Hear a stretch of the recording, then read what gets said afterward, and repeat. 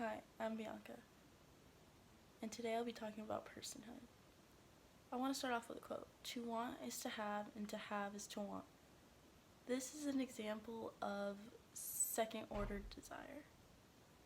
This personhood is broken down into two different desires, first order and second order. Human people have both desires, first order desire and second order desire. First order would be broken down into I do and I haven't done, while second order would be broken down to I want, because second order desires are the desire to want and the desire to have to want. So getting what you want would be second order. And only for now, humans can reach that order, and animals can reach the first order because of animal instinct and wanting and doing. Then there's second order volitions, which Frankfurt would say would make a person a person. And humans are the only ones for now that reach this second order volition, which is to do absurd things and to not do good all the time. So as of now, only humans are able to be considered a person, while animals aren't. But that doesn't mean there isn't a time or there isn't an animal that will someday be considered a person, because we just don't have enough to look into it and figure out if they can be a person.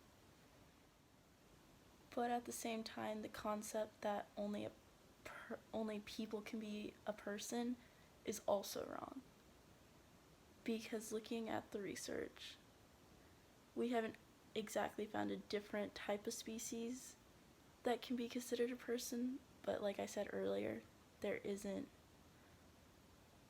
a possibility they can be.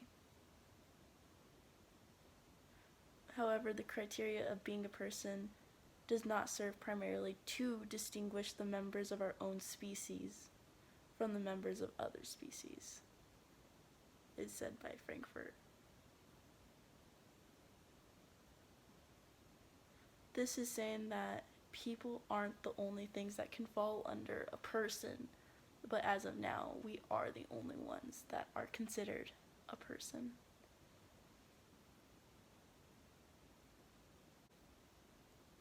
Then we have things that are considered lantins,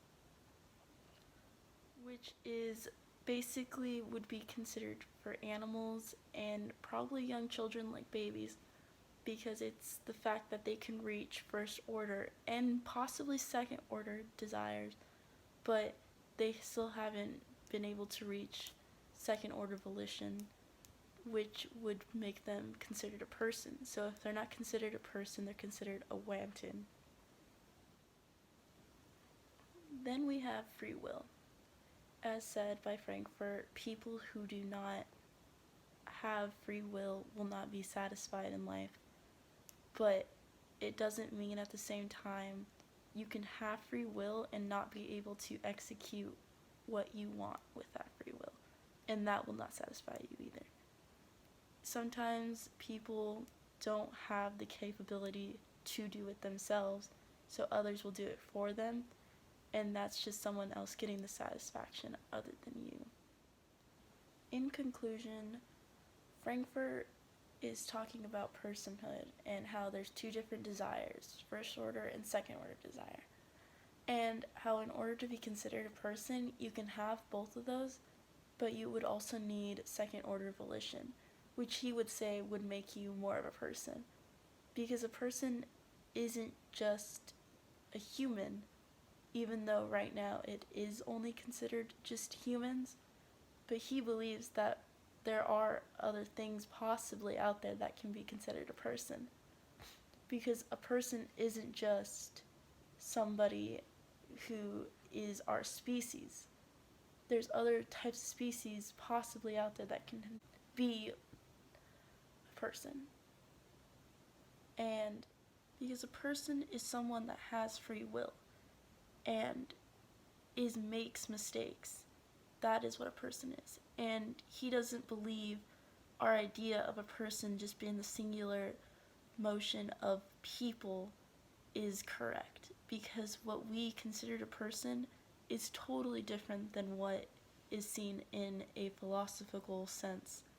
And people are persons, but there are also some people who can be considered not a person if they don't have that second order volition, which some don't. If it's from a baby barely being born to not being able to speak or being able to say what they want or having a desire, then that is not a person in Frankfurt's words.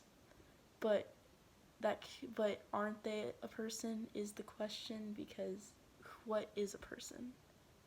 And that is personhood.